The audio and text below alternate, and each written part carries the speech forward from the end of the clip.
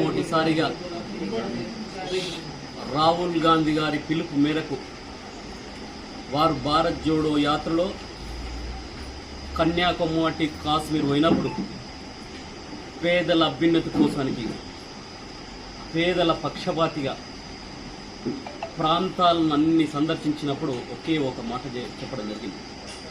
కులగణన చేయాలా, జనగణన జరగాల, ఎవరికి ఎంత వాటా ఉందో అంత వాటా దక్కాల్సిందే అని చెప్పేసి కుండ బద్దలు కొట్టినట్టు చెప్పినట్టు నాయకుడు రాహుల్ గాంధీ గారు. వారి ఏదైతే ఆశయం ఉందో వారి ఆశయం మొత్తం ఒకటే, ఈ భారతదేశం చల్లగా ఉండాలా, ఈ భారతదేశంలోని ప్రజలందరూ అన్నదమ్ముల్లాగా ఉండాలనే తపన తప్ప వారికి ఇంకొక పదవి మీద కానీ సంపద మీద కానీ వ్యామోహం లేదు. మేము అందుకే అంటుంటాం, మా రాహుల్ గాంధీ గారి నాయకత్వాన్ని పనిచేయడం వల్ల తృప్తినిస్తుంది. ఈ దేశంలోనే తర్వాత ఈరోజు అందరి నాయకుల కంటే ఆదర్శవంతమైన నాయకుడు, బలిదానాల కుటుంబం నుంచి వచ్చిన మహానాయకుడు అని చెప్తుంటాం. అందుకోసానికే వారు ఈరోజు ప్రజాస్వామ్యబద్ధంగా పార్లమెంట్లో కూడా లోకసభ ప్రతిపక్ష నాయకుడిగా ఉండి ఈరోజు అత్యున్నతమైనటువంటి పార్లమెంట్లో నిలదీసి ప్రధానమంత్రిని మెడలు వంచిన నాయకుడు మా రాహుల్ గాంధీ గారు. వారి కృషి వల్లనే ఈరోజు దేశంలోనే ఈరోజు వారి ఏదైతే మాట్లాడిరో దానివల్లనే ఈరోజు కులగణన కానీ జనగణన కానీ జరుగుతుందంటే ఈరోజు వారి కృషి. అందుకోసానికే మేనిఫెస్టోలో పెట్టినారు.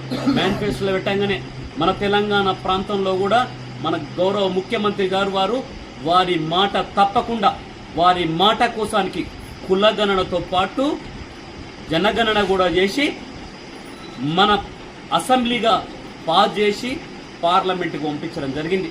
మొట్టమొదటిగా ఏ రాష్ట్రం అన్న దేశంలో ఉందంటే అది కేవలం కాంగ్రెస్ పార్టీ పాలిస్తున్న రాష్ట్రం తెలంగాణ రాష్ట్రం. అందుకోసానికే గర్వంగా అనిపిస్తుంది. ప్రతి కాంగ్రెస్ కార్యకర్త కూడా నేను ఒకటే చెప్తున్నా, ఈ విషయాలన్నీ కూడా మనం ప్రజలకు తీసుకుపోవాల్సిన అవసరం ఉంది.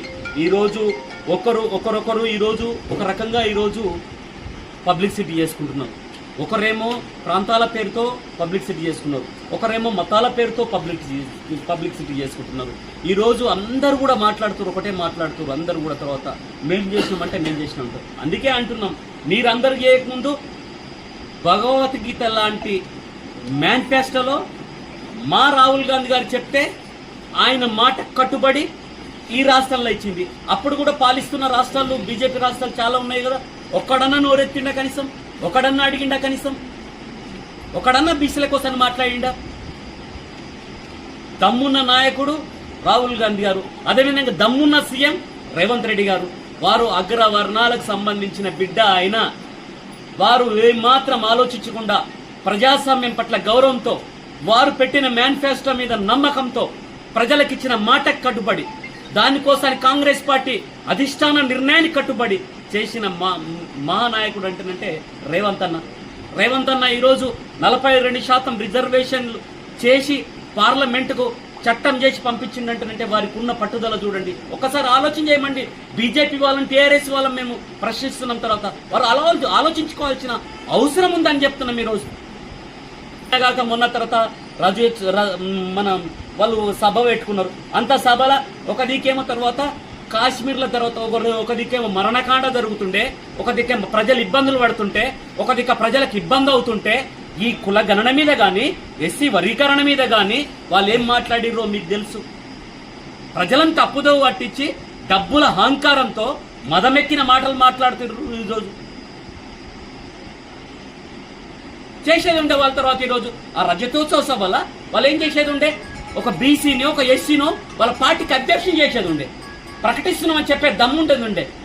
అందుకే నేను చెప్తుంటా ఎప్పుడు టీఆర్ఎస్ నాయకులకు కానీ ఇటు బీజేపీ నాయకులకు కానీ వాళ్ళు దమ్ము లేని నాయకులు, వాళ్ళు ప్రజలకు విశ్వాసంగా పనిచేసే నాయకులు గారు. వాళ్ళ తర్వాత కాంగ్రెస్ పార్టీ ప్రజల విశ్వాసం కోసానికి ప్రజల నమ్మకం కోసానికి ప్రజాస్వామ్యం మీద నమ్మకం ఉంచి ఖచ్చితంగా పనిచేస్తుంది. నేనే వాటి వాదులారా ఒకటే ఆలోచించండి.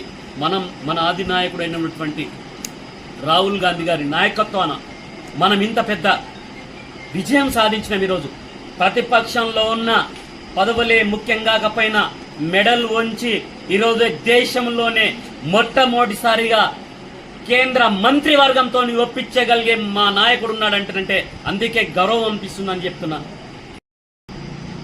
అన్నిట్లో అన్ని వర్గాలకు ఏ వర్గాలకైతే ఏ వాటా వస్తుందో ఆ వాటా కోసానికి మన నాయకుడు కొట్లాడుతున్న దానికి ఖచ్చితంగా ప్రాంతాలు ఖచ్చితంగా వస్తుంది కనుక మన దక్షిణ భారతదేశంలో చాలా ప్రమాదం ఉంటుంది ఆ వాటాలతో విషయంలో. అందుకోసానికే మన నాయకుడు ఆలోచించి నిర్ణయం తీసుకున్నాక మనం అందరం కూడా కాంగ్రెస్ పార్టీ తరఫున హర్షం వ్యక్తం చేస్తూ వారికి ప్రత్యేకంగా మనం ఉన్నంత కాలం రుణపడి ఉంటామని గుర్తు చేస్తూ రాహుల్ గాంధీ గారి నాయకత్వాన మీరందరూ కూడా ప్రతి గడప గడపకు విషయాన్ని తీసుకెళ్లాలని, బీజేపీ మతతత్వ శక్తులను దూరం పెట్టి ప్రాంతీయవాదులను దూరం పెట్టి ఖచ్చితంగా మనం జాతీయ వాదం కోసానికి రాహుల్ గాంధీ గారు చేపట్టే కార్యక్రమాల్లో పాల్పంచుకోవాలని, అన్నిట్లకన్నా ముఖ్యంగా ఈరోజు ఏదైతే జరుగుతున్న సంఘటనలు ఎక్కువ కూడా సంఘటనలు బీజేపీ ఆయంలోనే మత కలహాలు కానీ విధ్వంసాలు జరిగినాయి కనుక మన నాయకుడు చెప్పిన విధంగా లైన్ దాటకుండా ఖచ్చితంగా ఎవరైతే ఎక్కడైతే జరుగుతావో వారందరికీ కూడా సాంఘీభావం ప్రకటిస్తూ వారి కృతజ్ఞతలు తెలుసుకుంటూ ముగిస్తున్నాను. జై హింద్.